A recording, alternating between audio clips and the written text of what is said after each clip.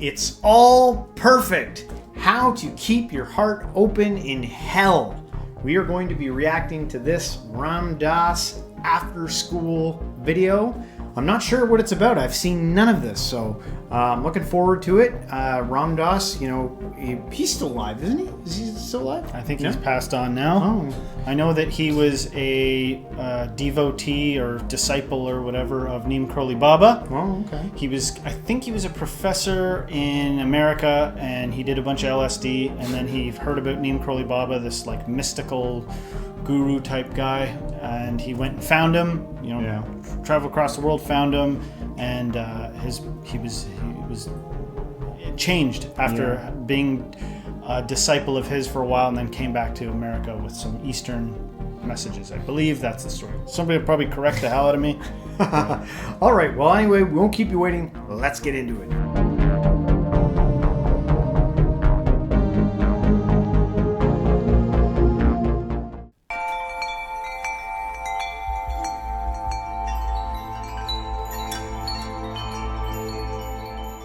One of the things that has changed in me is that I have begun to fall in love with the universe. And it's hard to talk about that.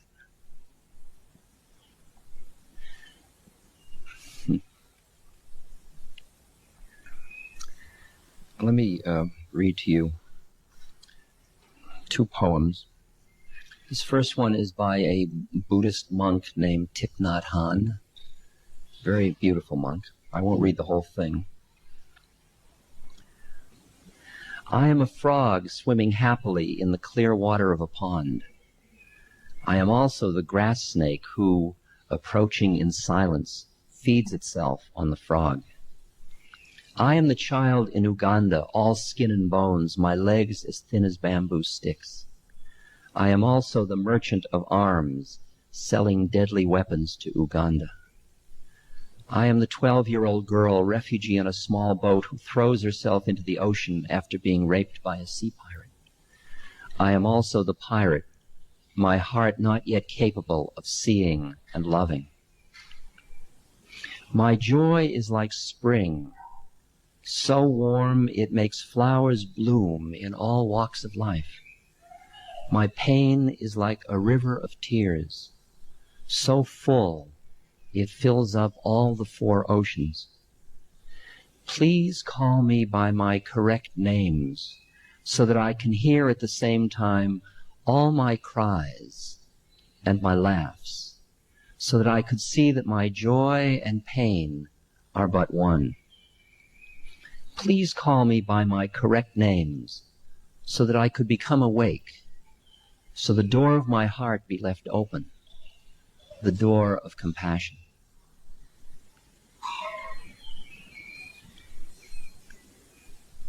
All my names. The quality of love has no boundaries. There's no other in love. There is us at one level, and at the deeper level there is only I. We are merged in love. Call me by my true names. The other quote is still in dualism, but it's on the edge. It's a quote from the poet Kabir. Since the day when I met with my Lord, there has been no end to the sport of our love. I see with eyes open and smile, and behold his beauty everywhere. I utter his name, and whatever I see, it reminds me of him. Whatever I do, it becomes his worship. Wherever I go, I move round him. All I achieve is his service. When I lie down, I lie prostrate at his feet. Whether I rise or sit down, I can never forget him, for the rhythm of his music beats in my ears. Now, in the states of awareness, where you see there is one, there are no boundaries, there are no separatenesses. And then as that one starts to come into form as separate, You look at the separate forms it has taken with a quality of awe and wonder when you're looking from there. When you're looking from the point between what's called the form and the formless, right at the edge, and you look down at form, or out at form, or up at form, there's no direction. You look at form, you see the absolute awful beauty of form. And you see, as Plato talks about it, the law that you appreciate as what you call God oftentimes is just all form in law. It's all lawfully related. It's called the Tao in Chinese, the way of things. It's the way in which all forms are related to all other forms. And you look and you see it's perfect. You can look in physics or chemistry or astronomy or astrology or psychology or music, or wherever you look, you begin to see that forms are related all to all other forms, all in lawful ways. It gets interesting when you get down to quarks or things like that, but everything above that, it looks pretty well. Thought it might be a good time to take a break there. A powerful message, but probably an very advanced message. You know, we listen to a lot of spiritual teachers around here. And they constantly, they talk a lot about, getting in touch with that oneness. And if you had the ability to tap into being able to perceive the oneness of the unity of all reality, that it somehow abolishes, pain and suffering and the horror that goes on in reality. And I from my own standpoint, it's just something that I've been working through lately and feeling the complexity of it, trying to understand it, navigating the harshness. It's tough, man. It is tough, man, to see a lot of what he's talking about here when, like before we did this, someone was like, you guys should do a video on the students in Bangladesh, right? And we looked at it and it was looked like a, hell on earth. The people burning stuff up in the streets. Everyone's upset, and you can see it. That is a good point. What you just said there is a good point. Yeah. Right. Because it gets brought to your attention sometimes. You can't walk down the street without something. But I'll say this, as I'm watching this, some of the imagery was a little interesting. Some of the choices, we've reacted to a bunch of these and we're grateful that they let us react to them. Mm-hmm. But, some of the imagery is a little bit macabre, like a little bit grotesque and stretching and then overly psychedelic, in my opinion, overly drugged out. So what's the point here? That life's hell and I ought to be some psychedelic driftwood? And I just want to keep it real for a second and be look, are you somewhere or are you not where you can pause and listen to the sound of the clock tick? Is that a reality for you or not? Yeah. Because I don't know what to say to someone. There's some people in immediate danger or an immediate crisis and they need immediate help. That's that. If we're going to talk about spirituality, then you got to get real present if we're going to do it. And you got to suspend a little bit of your logic. I almost take issue with, I'm starting to get to the point where it's there's got to be a simpler way to talk about this stuff without philosophy. But the mind, look at how bad the mind craves a labyrinth and a network of reason to get you where? To get you right here. It's only ever right now. Yeah. It's right now. And wherever you are, it's happening right now. You could pause this video and get real still. Unless you're listening to this at work or something, in which case we'll chug right along. But in the heart of spirituality, the jewel of all these religions and stuff like that, I believe that there's an emphasis on getting in touch with clear-minded presence. Yeah. And clear-minded means clear-minded, for Pete's sake. There's a lot of different things you could do on your path, on your journey towards whatever it is you're after. Yeah. There's a lot of different experiences you could have, and they're going to give you windows. They're going to give you glimpses of things. But at the end of the day, it's you and God and now. And so that's what I think. That's what comes to me to say. Yeah. Hopefully that makes sense to somebody. And there is an interesting term. When you look at the way in which those things are all lawfully related, you say, it's perfect. My guru in India used to say to me, Ram Dass, don't you see it's all perfect? I'd say, perfect? Perfect? What about Bangladesh? What about Africa? What about tyranny? What about violence? What about greed? He said, don't you see it's all perfect? Can't you step back for a moment from your humanity to see the way of things? Can't you see the way it's all lawfully unfolding? The question is, have you the courage to see what you're seeing? Or does it seem to take away your humanity? Because when you look and you say it's all perfect, the problem is it's so impersonal. Somebody falls down in front of you and you say, karma. See, there's no warmth to it. But if you come down into your human heart, the pain is unbearable. Because there is so much suffering everywhere.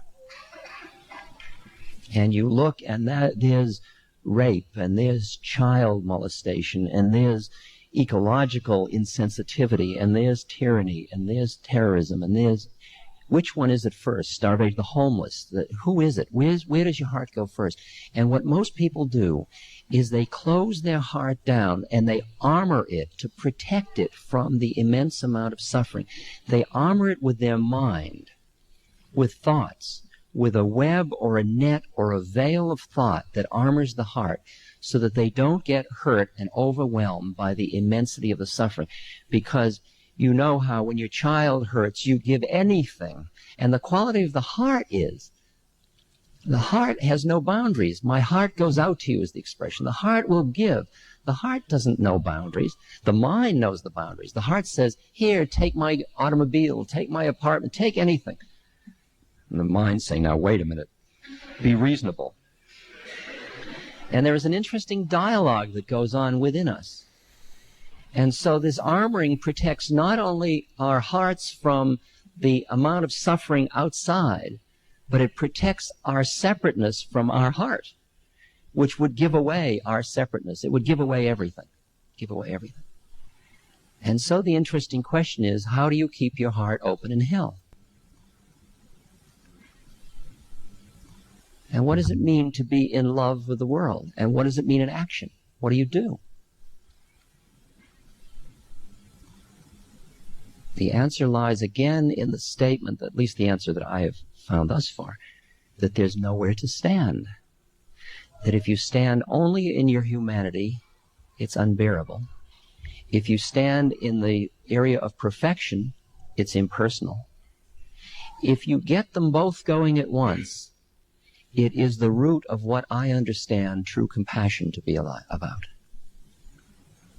It is something where, unlike Job, which questions God at some point, you do what you do because your human heart hurts and you want to do what you can to relieve the suffering of the people you love. And at the same moment, there's not a flicker in you as to it is all as it must be. I work with AIDS patients now. I do a lot of work with AIDS patients. And a fellow calls me and he just found he has AIDS, and he was a law student and all of his plans have now gone awry and his whole life has changed and he's frightened, and my heart, my human heart, cries with him. And so he hears there's a fellow human heart that's empathizing with him. At the same moment, there's another part of me that's just looking at the universe as it is and saying, yes, and this too, and this too. He has a new curriculum now. This is heavy work for his soul. He's going to do new work in terms of awakening. Because when you look at individuals from the level of soul or awareness or spiritual entityness, you see the entire earth plane and all the personality and all the physical things and the death and sickness and illness and all of it.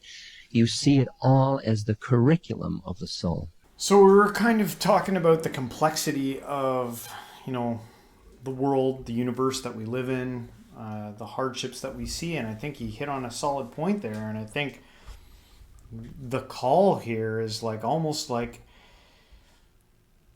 if you want to be able to see it as perfect, it's like how much can you love? How much can you tap into the love that you have? And I don't know. I think it's something that gets overlooked sometimes. Because of the lives that we construct for ourselves and even the protection we put. He was talking about how people put like a helmet over, and like, people might say that about, the affluent in the West. They board themselves off in their communities so that they can go on with their day-to-day lives, so that, they don't have to see some of the problems that are going on around the world. And if you were more connected to it, if you saw it every day, what would change? I have something to say here. Yeah. Do you want to have any more? No, I was yeah, go ahead. Why don't you give to the poor before you're awakened and then give to the poor when you're awakened? Meaning, why don't you give to the poor and then feel all the feelings of pride that well up on you, the sense of needing somebody to know about it, sense of this and that and all the stuff, and then wait when you're awakened and then go do the same thing. And people go, are you kidding me? So what is the point you're trying to make here? So people shouldn't help people at all? The point is that 2,000 years ago when that was brought up, Jesus' answer was, the poor, you're always going to have the poor with you. I'm here now. Yeah. And that's not what I'm saying. Don't get confused here. What I'm saying is, if it was enough to have these like fleeting moments of compassion, because if you get you on the wrong day, you ain't going to give a crap. No matter, even if you're in the seat of affluence, you're not suddenly like just pure love and humanitarianism. That's not what you are. Yeah. Sometimes what you are is like, my riches aren't good enough, and maybe I'm developing a little bit of guilt about it. I'll go make a real showy display of how I can give. Yeah. Does it change barely anything, planet? Like, that's fine. All the things that occur in unconsciousness are ultimately fine. But what is the reality of the situation?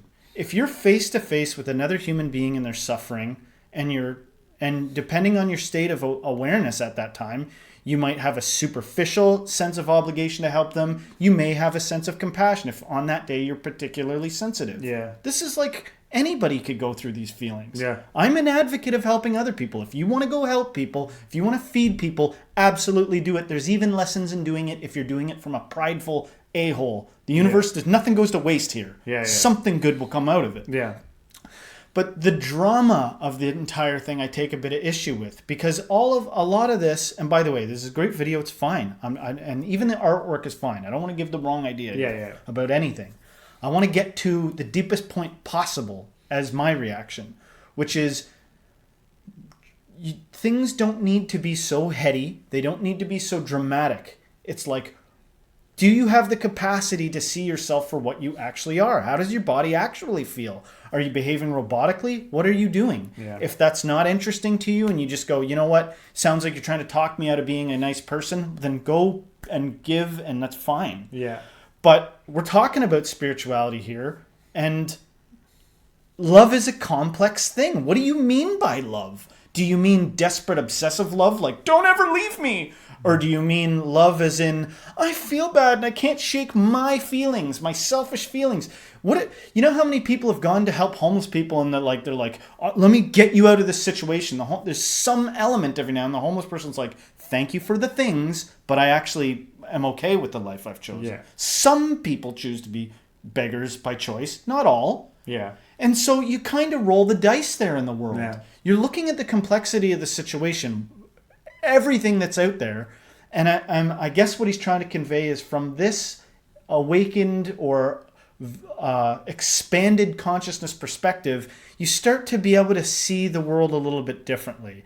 You're from Ram Dass's perspective, the guy speaking, it sounds like he's just got kind of a more complex, less ego-driven perspective of the world, incorporating his higher mind with his human emotions, his genuine human emotions of compassion. Yeah. You know, some people aren't really in touch with those feelings of compassion. Yeah. They may be able to put on masks. You know, I feel like a lot of my life has been like that, you know.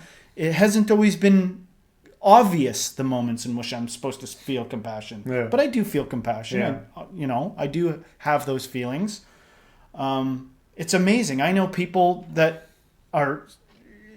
seem to display characteristics that are a little bit shut off from compassion in the real world, but we'll talk about how moved they were at a movie scene. You know what I mean? Like when something happens, a moment of triumph or despair in a movie, they'll actually have an emotional reaction. Yeah. I was just thinking maybe like as a utility for those who, maybe like if you're struggling, like even me, myself, like there are options out there to help, avenues you can take to maybe spark something within you. I just saw it as maybe an opportunity to, like you were saying, to do good. You could do good and it might open something in you that you never knew was there before. Absolutely. Absolutely, that's true. I said it sort of, I don't know if it was sarcastic. I didn't really mean it sarcastically, but the point is, go out and do something good and see what happens. Yeah. But if you go out and you have 8 hours of do-gooding a day, or you go out there and you try to give a bunch of sandwiches out and you're like, I feel nothing. Yeah. Don't be terrified. Yeah. Don't be terrified if you see that stuff. But chances are, if you see something sad enough, your heart's going to break. If you see like a kid who can't eat or something, your heart's probably going to break. Yeah. If you're not there yet, then there's just, obviously, curriculumly speaking, you've got other lessons to learn first. Yeah. There are people who aren't through the warlord lesson yet. Yeah. They're like, no, when I've toppled enough people, then I'll be happy. You got a long road ahead. You know what I mean? Probably several more lifetimes. All right, we continue on. When you look at it from the personality point of view, it's horrible. And it seems so unfair, and suffering seems so cruel. And for you to hear the term, suffering is grace, not that you would ask for it, but that when it comes your way, you work with it. You work with it as part of your spiritual journey of awakening. Because the only reason anybody suffers is because of the clinging of their mind. Starvation is just a certain set of pangs. The fact that you suffer when you starve is because of the mind's identification with the separateness. When Ramana Maharshi, the great saint in India, was dying, and his devotees were crying, Bhagwan, Bhagwan, don't leave us, he said, don't be silly, where could I go? I'm just dropping my body, it's no big deal. When you have that level of awareness, then the whole meaning of suffering changes. And all suffering is showing you is where your mind is still clinging. To pull your awareness back from the time-binding nature of mind allows you to be fully here. To be fully here, am I happy? Yes, I'm happy. I'm happy because it's spring. I'm happy because people are having babies that are bringing joy into their lives. I'm happy because flowers are blooming. I'm happy for a myriad reasons. Am I sad? Yes, I am sad. Because every 45 seconds, a child is dying needlessly from hunger. I'm sad because there is so much inhumanity among humans to each other and to other species. I am sad because there's so much fear. In this moment, I am both happy and sad. As long as you try to stay in the world of polarities, happy, sad, dark, light, positive, negative, good, evil, you cannot experience the richness of the moment. The richness of the moment is the one that lies just behind the two.